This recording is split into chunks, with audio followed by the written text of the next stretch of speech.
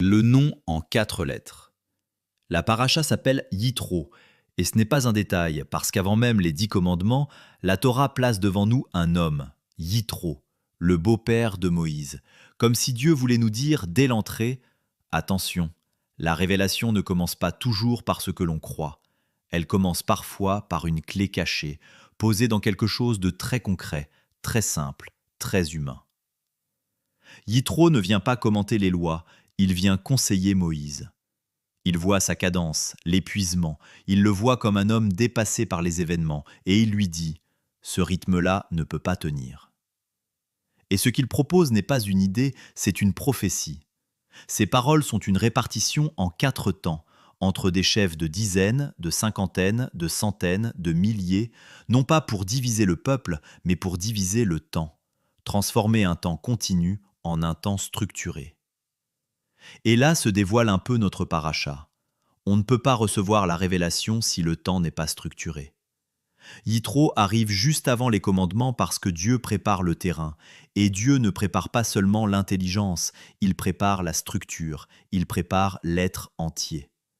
Parce que la révélation ne tombe pas dans le chaos, elle se pose dans une vie qui a retrouvé la mesure. Restaurer le rythme avant de recevoir la parole, c'est là qu'on comprend ce que vient faire Yitro dans la paracha des 10 commandements. Yitro parle un rythme prophétique, et ce rythme, c'est la base de tout. La présence de Dieu dans l'homme ne s'installe pas dans son désordre, car Dieu n'est pas un Dieu de désordre, mais de paix. Il ne s'agit pas d'être organisé pour être performant, il s'agit d'être structuré pour être vivant. Yitro dit à Moïse, apprends à fractionner, apprends à créer des espaces, et derrière ce conseil pratique se cache une vérité prophétique. S'ouvrir au rythme de Dieu pour pouvoir vivre en lui en se plaçant sous la même fréquence. Alors, quand Yitro vient remettre de l'ordre dans le temps de Moïse, on comprend que ce n'est pas juste de l'organisation, mais un alignement avec le rythme de Dieu. C'est pour cela que, juste après, la Torah fait entendre les 10 paroles, parce que les commandements ne sont pas seulement des lois, ce sont des structures de fondation. Et le premier commandement donne le ton. Je suis ton Dieu. Dieu révèle son nom en 4 lettres. Dieu commence par l'identité, parce que sans identité, les commandements deviennent une morale, et la morale ne sauve personne. Dieu commence par son nom, parce que tout le reste s'accroche là. Le nom de Dieu est écrit en 4 lettres, et c'est précisément parce que ce nom est voilé et imprononçable que la paracha nous fait entrer dans un mystère immense. Ces 4 lettres ne sont pas des lettres magiques, le nom n'est pas un objet, c'est une présence. Le nom, ces 4 lettres, n'est pas un code, c'est un dévoilement. Et si Dieu a gardé ce nom caché, c'est parce que l'homme est toujours tenté de transformer le mystère en idole, d'utiliser la sainteté comme un outil. Dieu ne donne pas son nom pour qu'on le retienne, il le donne pour qu'il nous tienne, pour qu'il nous aligne, pour qu'il nous restaure. Et déjà, dans la manière même dont on lit ces lettres en hébreu, cela nous enseigne. Yod, et, vav, et. Le yod comme le point d'origine, l'impulsion de départ, le début de la création. Le et comme une ouverture, un souffle, une respiration. Le vav comme le lien, la connexion, ce qui unit. Et le second et comme un nouveau souffle, un second mouvement, comme si tout le nom portait une cadence, une alternance, une vie qui avance et qui se retire, qui donne et qui laisse reposer, qui remplit et qui relâche. Et là, on comprend pourquoi ce nom est imprononçable, car il ne sert pas à être prononcé, il sert à être vécu. Voilà ce que veut dire le nom de Dieu. Toute l'humanité fut créée à partir de ces 4 lettres qui tournent en permanence au rythme de Dieu. Parce que tout ce qui est vivant obéit à un rythme de ces 4 lettres, l'univers, les saisons, la lune, le soleil, la nature. Et le corps humain fonctionne avec ce rythme. Le cœur ne bat pas en continu comme une ligne droite. Le cœur vit par 4 cycles, par phase, par alternance, par contraction et par relâchement. La science nous l'explique. Le cœur fonctionne en 4 temps, cycle cardiaque, de façon très simple. Le cœur se relâche et se remplit. Petit coup final de remplissage. Contraction, le sang est éjecté. Détente, puis ça repart. La respiration aussi suit un rythme en 4 temps. Inspiration, petite pause, expiration, petite pause. Le système nerveux, lui aussi, vit par alternance de 4 temps. Activation puis freinage, action puis récupération. Et aussi les muscles, la digestion et le sommeil. Dieu a tout créé par la loi des 4 temps, car Dieu a un rythme, et si nous sommes avec Dieu, nous vivons nous aussi ce même rythme. Et là, le message vient bousculer notre raisonnement. Refuser le rythme, ce n'est pas seulement refuser une sagesse, c'est refuser le Dieu vivant. Refuser d'entendre cela, c'est refuser la manière dont Dieu a signé la vie. Refuser la structure, c'est refuser la capacité de recevoir.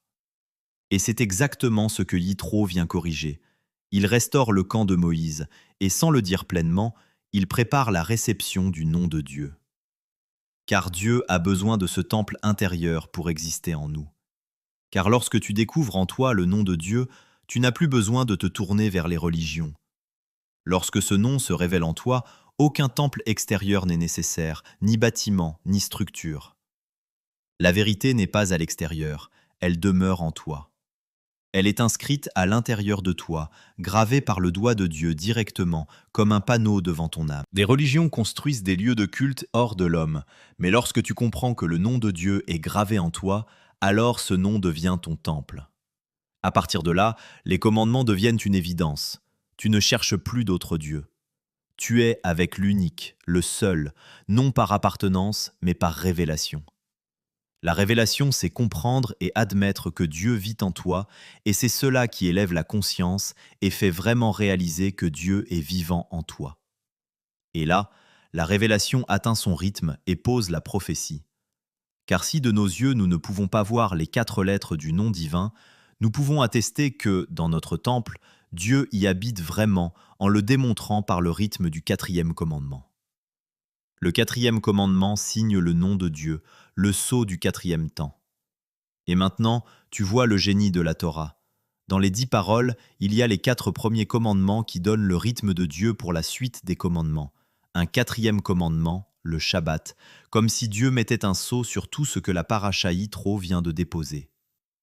Les 3 premiers commandements nettoient l'espace. Ils brisent les faux dieux, ferment la porte aux idoles, empêchent le vide de se faire passer pour le sacré, coupent les fréquences étrangères, détruisent les formes muettes qui exigent sans donner. Ils brisent la cadence du monde pour en faire jaillir l'éclat du divin, qui est sa signature dans l'ouverture du temple à l'heure du Shabbat. Le Shabbat se vit en 4 temps. À l'aurore, on se prépare, le soir, il commence, le jour, on le vit, et à l'aube, il s'achève. Le Shabbat n'est pas seulement un repos, c'est une confession vivante. Et là se lit le nom de Dieu dans son apogée. Les 4 lettres, comme des lettres de feu, s'illuminent, s'inscrivent en nous par le doigt de Dieu dans notre être entier. Les 4 lettres ne sont plus un nom, c'est une vie qui se met à battre pour Dieu. Le nom n'est plus des lettres, c'est la vie en Dieu qui se réinscrit dans notre âme comme un sceau vivant que personne ne peut effacer, un nom inscrit qui circule dans le sang. Cette paracha, c'est comme la première pierre que l'on pose pour bâtir son temple. Dans la Torah, le campement d'Israël est établi selon les 4 points cardinaux, formant 4 piliers qui structurent l'espace sacré. Notre temple est sanctifié par la présence de Dieu, c'est-à-dire qu'il nous revêt de sainteté comme une couverture d'autorité.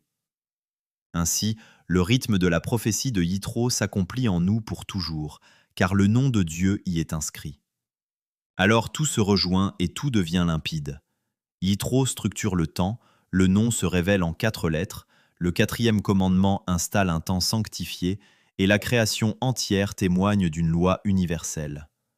Dieu a signé son nom par des rythmes, par des cycles.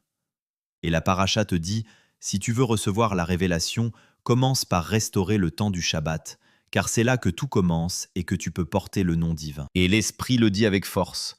Le nom de Dieu n'a jamais été donné pour être utilisé, il a été donné pour être porté. Porter le nom, ce n'est pas prier, ce n'est pas répéter, ce n'est pas jouer avec des sons. Porter le nom, c'est devenir un lieu où Dieu respire, un lieu où Dieu ordonne, un lieu où Dieu dirige, un lieu où il vit. Et quand le Créateur rétablit son rythme, tous les autres commandements ne se vivent plus de l'extérieur, mais de l'intérieur.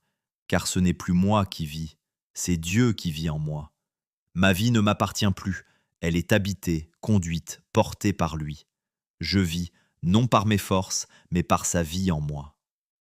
Dieu a inscrit son nom dans la chair, et ce nom prend vie, si on garde les commandements, car ce nom fait de moi un sanctuaire.